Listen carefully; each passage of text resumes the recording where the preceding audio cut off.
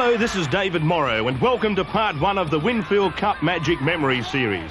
Since the Winfield Cup was instituted in 1982, rugby league has progressed in giant leaps and bounds.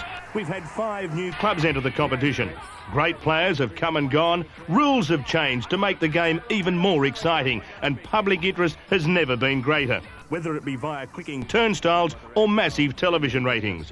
Over a decade of Winfield Cup action has left us with some wonderful memories, and this special video series aims to reflect that. The program you're about to watch is the first of 8 videos that will showcase 25 magic moments from Winfield Cup history, leaving us at the end with 200 special events ranging from incredible individual feats and sensational tries to grand final glories and classic club games.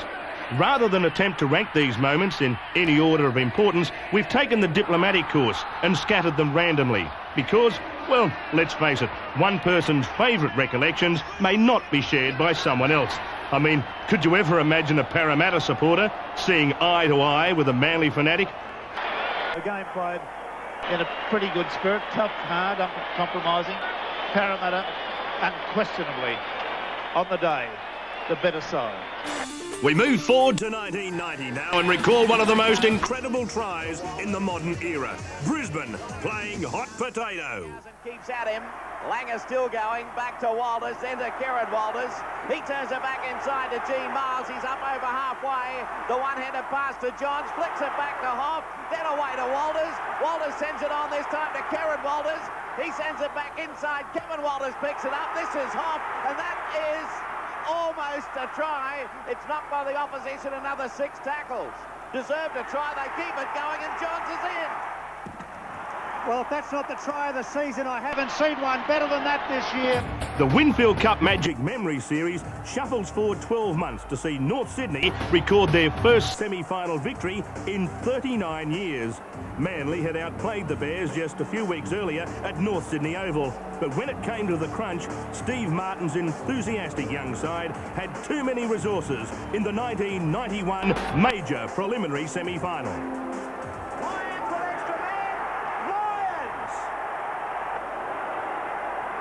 Jackson, too many numbers, this is it. It's lucky Billy Moore got there. Awful pass from Turvey for Lions. That's it, good night.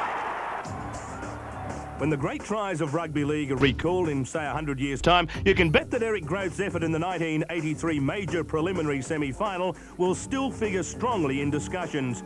It was the blockbusting Parramatta flanker at his dynamic best as Canterbury defenders were left scattered all over the Randwick end of the Sydney cricket ground. Setbacks of also losing a player seems to have disorganised him somewhat. Steve Eller, a man that Parramatta needs back in form. Here's Eric Groth through 2, through 3. Look at Groth through 4. He's beaten 5. Oh, what a try! That is one of the biggest tries you'll ever see. In 1988, the New South Wales Rugby League made the bold step of bringing 3 new clubs into the Winfield Cup: Brisbane, Newcastle and the Gold Coast. The Broncos were able to notch their maiden win in their very first game, while Newcastle opened their account a week later. But success was slow to greet the Gold Coast. The Giants had to wait more than 2 months. But it was worth the wait, as the victim was their big brother, the Broncos. In a classic game of football, the men from Tweed Heads upset Brisbane 25-22 to let the league world know that they weren't around just to make up the numbers. It's the final round of the 1985 season, and a crucial game is on at Brookvale Oval. Manly Warringah must beat Cronulla to qualify for a semi-final playoff with Penrith.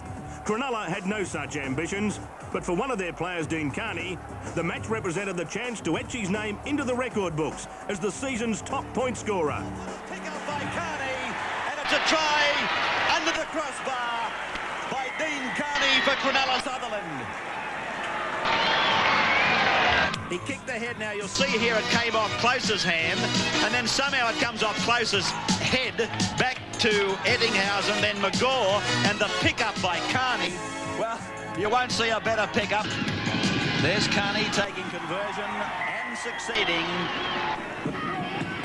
Hits it nicely. Oh, that's a goal from the time it left the mound.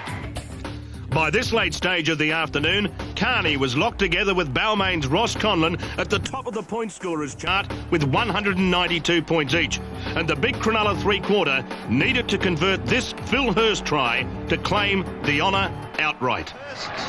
Scores for Cronulla. You'll never forget the battle Manly went through back in '78 to win the competition. Here's Carney. He's hit it beautifully. It's a goal again from the time it left the ground. It's 1986 and an exciting new era is about to begin for Parramatta and its vast legion of fanatical supporters as they christen their new home after 5 years away from Cumberland Oval. Both grandstands located on the eastern and western sides, almost overflowing, and on the hill areas behind the goalposts, it's standing room only.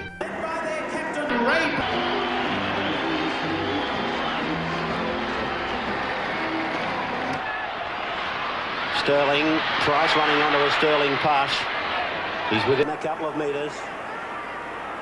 5 tackles gone. To the blind, Mears is going to put a kick across the park, and O'Connor is intercepted. It's a race between O'Connor and Growth. I don't know whether Growth's got the pace. He's wearing him down. He's not going to get him. Yes, but too late. He left it 1 metre too late. 5 gone for the Eels. Sterling gets the ball. He decides to pass to Mears to Kenny. He's got the ball away to Neil Hunt. And Hunt scores for the Eels. Haddock, Young. Oh, intercept! Away it goes to Sterling. Puts the kick over the back of the St George three-quarters. They get an awful bounce. Play on. And Jackson will score. Jackson scores Parramatta's 6th try. I think somebody was... A grand chapter in rugby league history came to a close in... It's 1990, and an incident unfolded that Balmain's test prop Steve Roach will never forget, as his friendliness toward referee Eddie Ward earned him 4 weeks on the sideline and a $5,000 fine. Really opened up easy, Balmain and Hasler. Set, thank you to Hancock. Lyons. Hasler. Back for Lyons to straighten up. O'Connor juggles, gets away from Edmed, gets away from Brasher, has got Lydiard outside. He stepped wonderfully and has got support from Lyons. Lyons and Neil won't get him. That was a turning point. Right under the black dot. He's fresh. He's just come back from the sin bin. You reckon he's not happy with that? Let's look at the touch judge's report. O'Connor and Elias there as skippers.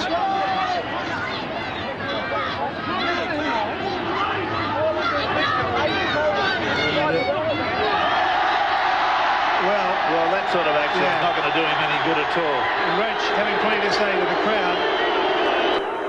Now, was that a sin bin? He's got plenty to say to the touch judge. I think you might hear more about that. The Winfield Cup time machine takes us back 6 years now, as we remember one of the greatest comebacks of all time. South Sydney had to survive a midweek playoff with Canberra to claim 5th spot, and they confronted a star-studded Manly lineup in the minor preliminary semi-final. When the Eagles raced to an early 14-0 lead, a cricket score seemed likely, but the famous Rabbitoh spirit refused to yield, and they forged to an unlikely 22-18 victory. Right in front of the Bradman stand patrons. Oh, South absolutely opened up. Hit by Hasler and Vaughton. DeJura, Coleman, Baker, the bomb, not a bad one either. Chance here for South. Yes, it's a try! That's a try! Ackery passes, finds Coleman. Coleman kicks. Niscott looked to be offside. He's got the ball and scored! Niscott has scored! South Sydney have scored off a Craig Coleman bomb. Coleman to play it. Vaughton is still on the ground. Plays it back to Ellison. Off it goes to Baker. Up goes the bomb, the one they've been working for. And they go up for it. Niscott shows the pass. Ackery gets it to Hardy. Hardy scores. South Sydney have hit the front. The siren has sounded. He's ordered the scrum. It's out the same tunnel. He's going to play this scrum out, referee Chris Ward. It's in there. Souths have won the scrum, and that's the ball game. No, yes, it's over. South Sydney have won the sudden death semi. Souths have won, defeating Manly in a sensational game. Maybe the boil-over of the season. 22 points to 18. We hope you're enjoying this special look back at some of the memorable moments in Winfield Cup history. Next we go to Carlaw Park, Auckland, where Manly met Newcastle in the first ever premiership match played outside of Australia. He's got support from Boyd. Boyd's got support from Ronwald. Try time! Good short passing. And on a short blind, they busted Manly. Eddie Ward gets them underway. There will probably be only time for one at the outside. 2 tackles. Who wants to take on this man? He gets it back. The siren has gone. O'Connor's got a chance. Hancock, he must kick. He gets it infield. O'Connor, the ball's gone everywhere. Lions, he gets a marvellous ball away. What a try! Unbelievable! Fantastic try. Oh, what a stunner! Last tackle. This might be the last look. The last throw of the dice for the Knights. Hagan. Great ball up for Stewart. Still a chance. Kick. Kick goes wide. Gordon. Unbelievable. It's 1988 and rugby league has a brand new home. Here's what transpired on the Sydney Football Stadium's opening night. Gill, up it goes. Anybody's ball. Brian Johnston comes up with it, and Brian Johnston will crack for the try from St George. Well, they all looked around. Nobody wanted the football. It came into the hands of Brian Johnston. The defence held off, and it was all too easy. Johnston again involved. Stands and unloads easily. Tackles falling off him. Marshall. Trevor Bailey, I should say, going straight for the goal line. St George well and truly on a roll now. Gill, gentle.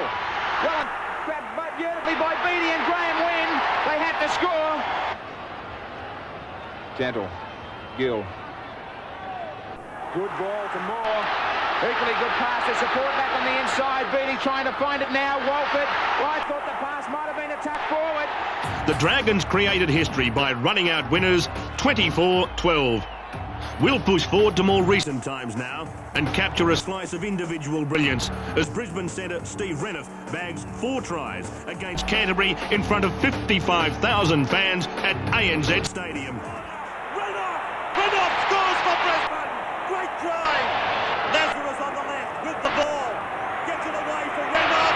Renouf, he gets it down. That's his second try. Steve Renouf scores. Beautiful pass by Lazarus.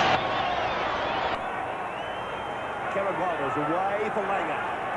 Langer for Johns. Johns for O'Neill. O'Neill for Renouf. Renouf gets another. Renouf gets another try. Williams.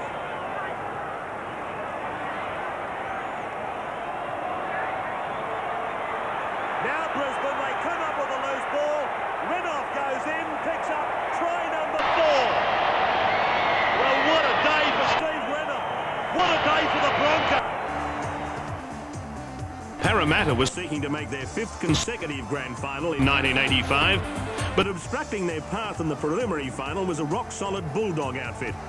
Yet rather than their brutal pack of forwards getting the accolades, everyone was talking about a little-known winger called Matthew Callanan, who had that kind of magic day that youngsters dream about, as Canterbury disposed of the Eels 26-0. Kenny went for the charge down. The chase is on David Lidiato. He's lost the ball. It's a try.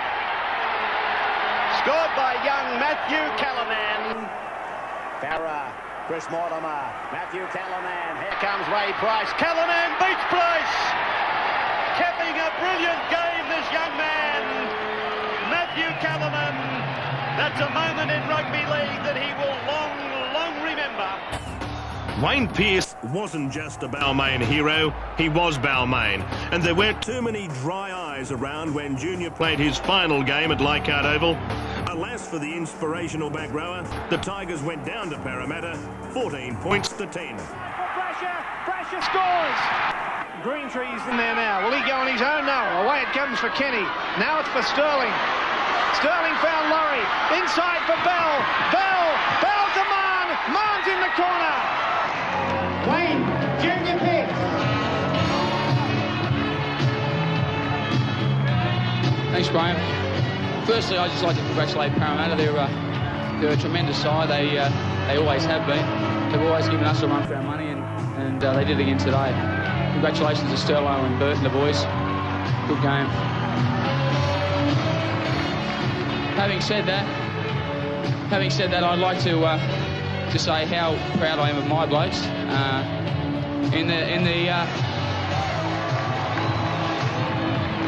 In the 11 seasons of first grade that I've had here at the club, there's never been as much spirit as there has been in this particular side. And whilst it was a bit of a setback today, I've got the utmost confidence that we can go all the way. And finally, I'd like to thank each and every one of you that have turned up today, whether you're supporting Balmain or Parramatta. It's made an absolutely fantastic atmosphere, and it's a game that I'll certainly remember. Thank you. Footballers, like any average human being, have their good days and their bad days. And then there are those golden days when the individual can do no wrong. Popular St George winger Ricky Walford submitted one of those perfect performances late in the 1989 season when he compiled 26 points as the Dragons blasted away Canterbury's fragile premiership defence with a 34-2 victory one Saturday afternoon at Cogra Oval. Walford, an Australian schoolboys representative who came to St George from Walgett via East and Norths, tallied his 26 points from 4 tries and 5 goals in what was a flawless display. Puts it ahead. Walford will win the race for the ball. Will the ball win the race? No. Walford will score his second try. Ricky Walford. Brilliant stuff, St George. Walford in again. Robinson's gone straight through. Robinson, he's got support on the inside. Away it comes quickly, away to Walford. Walford's got plenty of space. Ricky Walford, and he goes. Ricky Walford, a hat-trick for the afternoon. For Feta. Away it comes now to Beattie. Beattie's got Walford. Walford will go in and score his fourth. Ricky Walford, 4 tries for the afternoon. And it's 32 points to 2. He struck it pretty well. It looks pretty good. Great kick from Ricky Walford. It took Newcastle 4 years to make the Winfield Cup semi-finals, and when they did, their impact was immediate as they hammered Western Suburbs in the 1992 minor preliminary semi-final. Nothing, that is sheer brilliant. Butterfield goes to the sideline, waiting to get his chance. Glanville with a good ball back. Got it! Got it! Still going! Got in! Yes! How is that for determination? Hagan, trap, as he tried to get one around the back last tackle, and might even grab another field goal. Rodwell, bombing away, out wide. Still again to Bell!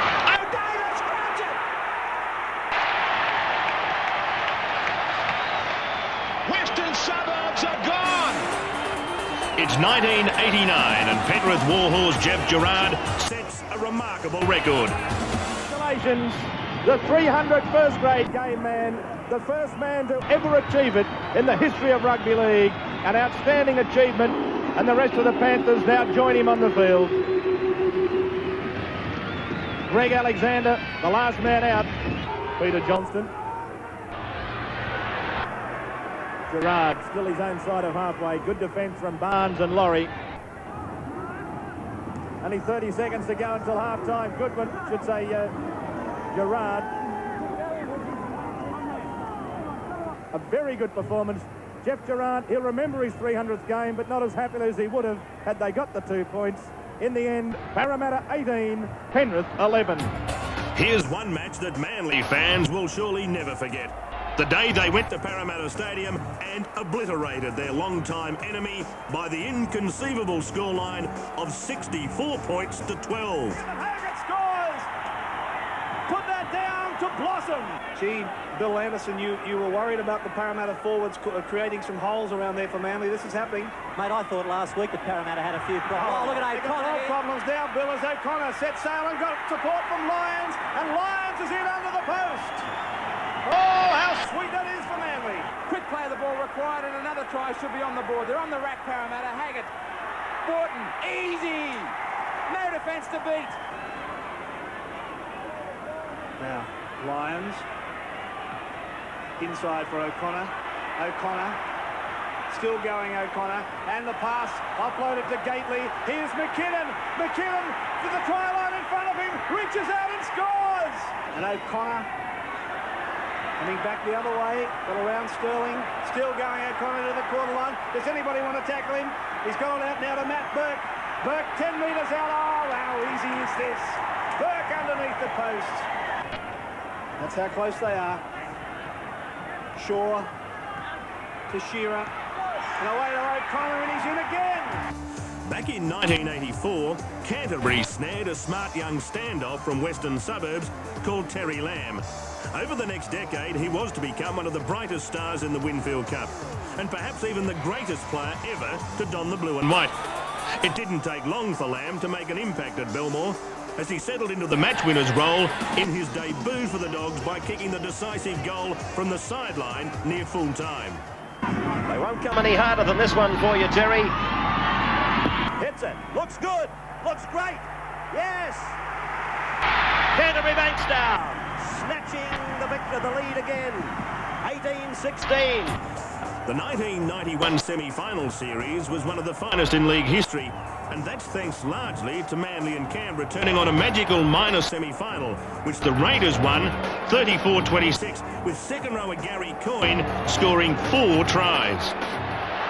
Daly on the last, they keep it alive. Belcher under the post. He won't run round.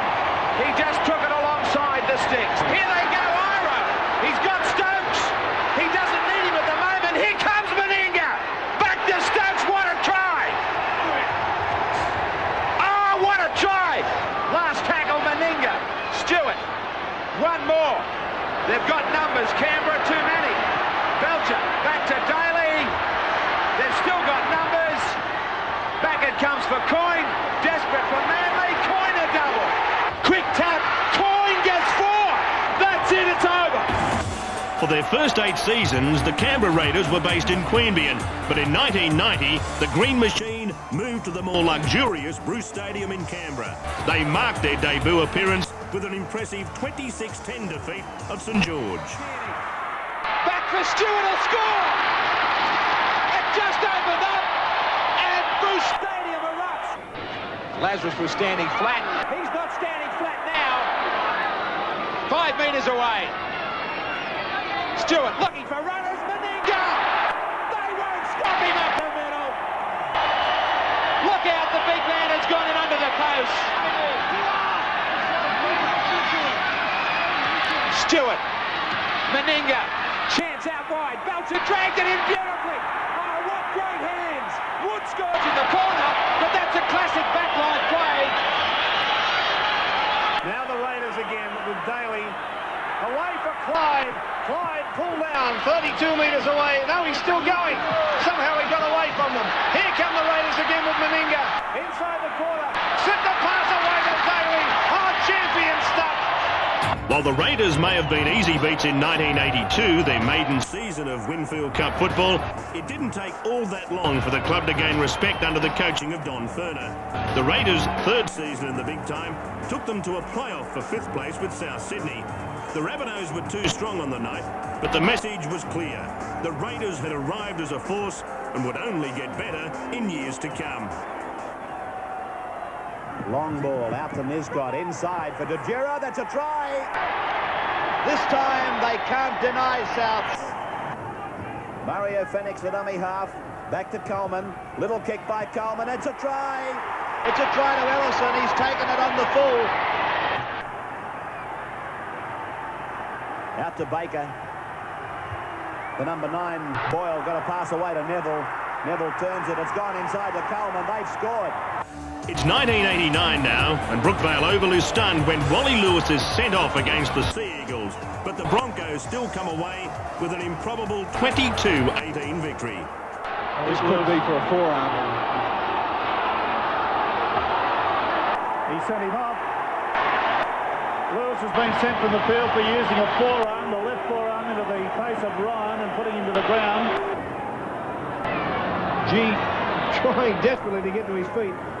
Dowling, that pass out for Madison, it's gone out to Curry, and that's going to be a try. Walters, the dummy, Miles will score. Surely walks over. Well, they were back to 12 men for a moment, just, but they've come up with another try, and the crowd, well, stunned again. There's probably no better way to close the first chapter of the Winfield Cup Magic. Bringing you more in this unique look back at 200 magic memories in the Winfield Cup.